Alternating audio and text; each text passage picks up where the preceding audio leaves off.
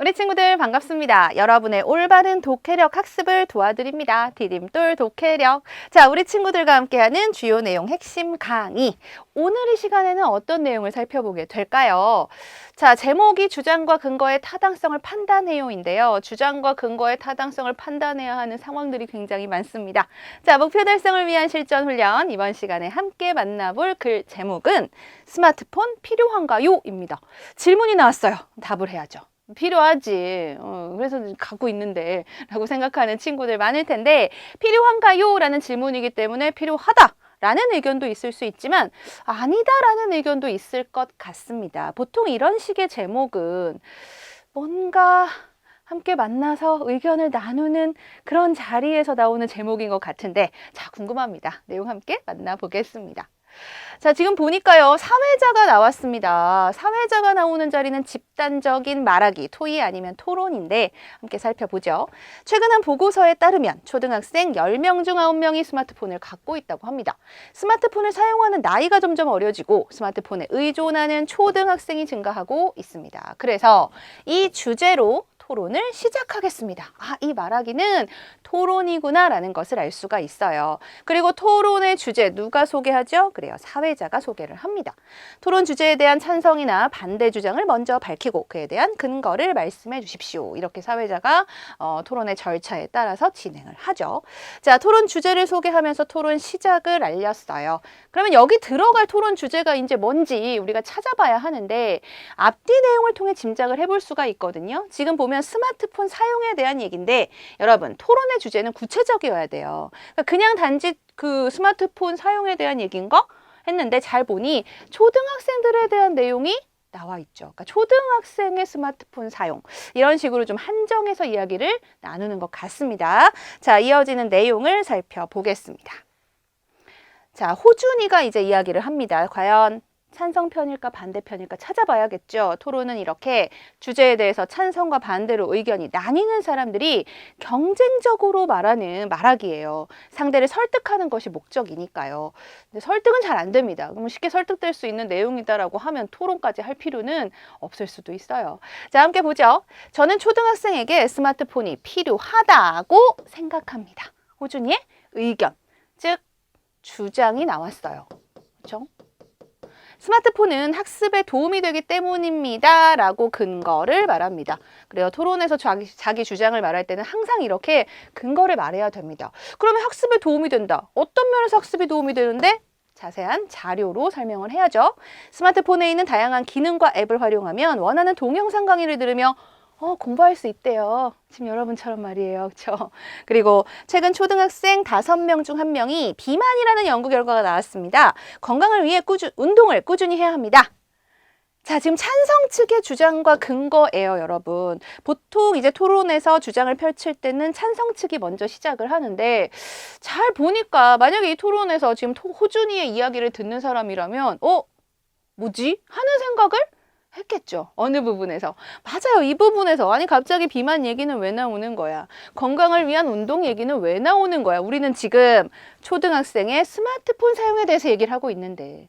자, 이런 식의 근거 적절할까요? 그래요. 적절하지 않습니다. 주장과 근거의 타당성을 판단하라 그랬죠? 타당하지 않네. 왜 타당하지 않아? 그 이유에 대해서 말해야 합니다. 그래요. 근거와 관련이 없는 내용이잖아요. 항상 타당성을 판단할 때 기준이 매우 중요하다고 했죠. 그 기준에 따라서 판단해야 하는데 근거와 관련이 없어요. 자, 찬성 측의 첫 번째 주장과 근거 살펴봤습니다. 이어서 보도록 하죠. 연수가 이야기합니다. 저도 초등학생에게 스마트폰이 필요하다고 생각합니다. 역시 찬성 측의 주장입니다. 중요한 건 근거겠죠? 스마트폰을 통해 친구들과 친밀한 관계를 유지할 수 있기 때문입니다. 두 번째 근거가 나왔네요.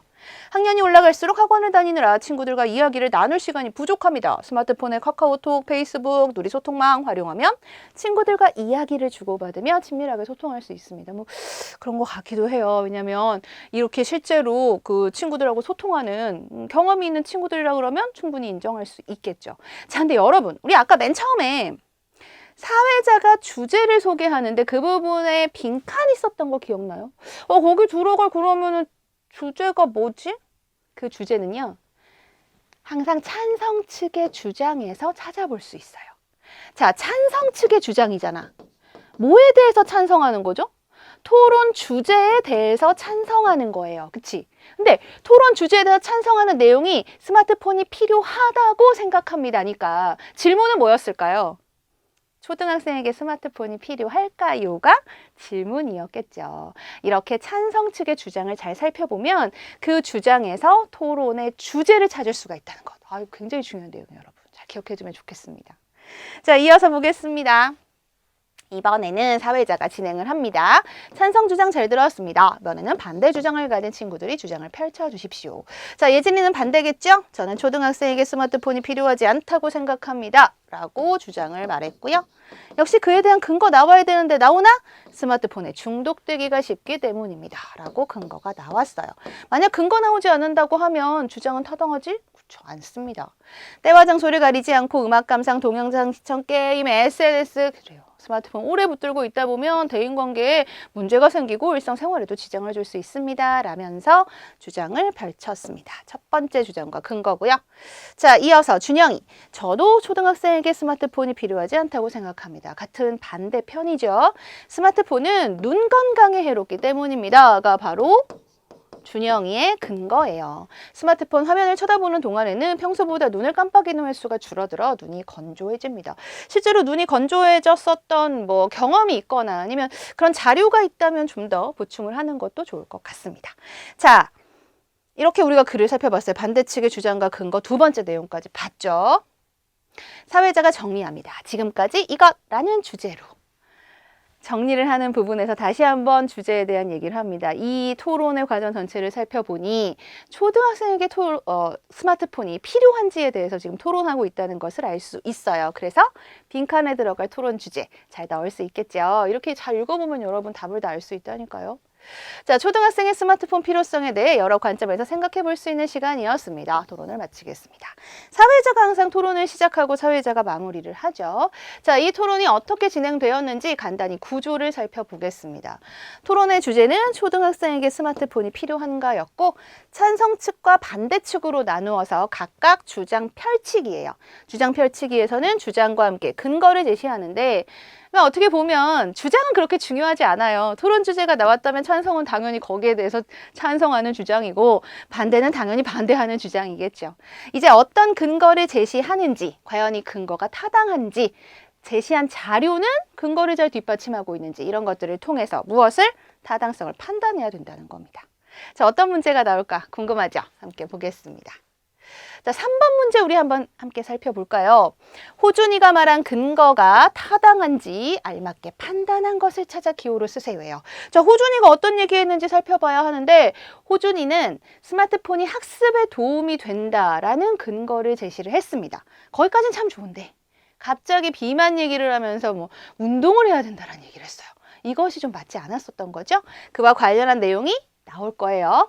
스마트폰이 학습에 도움이 된다는 호준이의 근거는 주장을 뒷받침하지 못함으로 타당하지 않다라고 했는데 주장 뒷받침 합니다. 이 부분은 뒷받침해요. 그렇다면 타당하다 이렇게 판단을 해야죠. 자, 최근 초등학생의 비만 연구 결과 호준이가 이야기했죠. 초등학생이 스마트폰을 하면 학습에 도움이 된다는 내용과 그래요. 관련이 없어요. 그래서 어때요? 근거로 타당하지 않습니다. 이렇게 판단을 해주면 알맞은 판단이 됩니다. 자, 답을 볼까요? 초등학생의 비만 연구 결과는 호준이가 개인적으로 친구들을 면담한 내용으로 아니요, 이런 얘기는 한 적이 없죠. 주장을 설득력 있게 뒷받침한다도 잘못됐죠. 근거로 타당하다도 아니죠. 자, 그렇다면 알맞게 판단한 거 뭐 있죠? 그래요. 쉽게 찾을 수 있습니다. 판단은 이렇게 하는 거구나. 그리고 판단을 잘 하는지에 대한 내용이 이렇게 문제로 출제되는구나라는 것을 알 수 있습니다. 자, 문제를 하나 더 볼까요? 우리 독해 문제를 풀다 보면 이렇게 자료가 함께 제시되는 경우가 있어요. 자료를 잘 해석할 줄 알아야 합니다. 자, 보기의 자료로 뒷받침할 수 있는 주장은 뭐냐? 이 자료가 어떤 주장을 뒷받침하느냐는 얘기는 다시 말하면 이 자료가 우리에게 보여주는 게 뭐냐? 하는 내용이겠죠. 우리 지금 초등학생의 스마트폰 사용에 대한 찬성 반대 내용을 살펴봤어요. 이런 식으로 보통 뒷받침할 수 있는 주장이다라고 한다면 이렇게 딱 양갈래로 나누어지는 이런 경우들이 참 흔해요. 그래서 내용을 살펴봤을 때 이것이 보행 중 스마트폰의 사용 여부에 따른 초등학생 사고율의 사고율을 비교한 내용이에요. 그럼 사고율이 어떻게 되는지를 자료를 통해서 활용을 살펴봐야 합니다. 2019년과 2018년의 내용인데 사용했을 때 35.9%예요. 사고율이. 사용 안 했을 때 25.1%예요. 2018년 자료는 사용했을 때 사고율은 36.9%고 사용하지 않았을 때는 19.3%입니다. 사용을 했을 때 사고율이 높네. 그렇다면 보행 중에 스마트폰 사용하면 위험하겠다 라고 하는 내용을 주장을 할 수가 있고 그 주장을 뒷받침할 수 있는 자료가 되겠죠.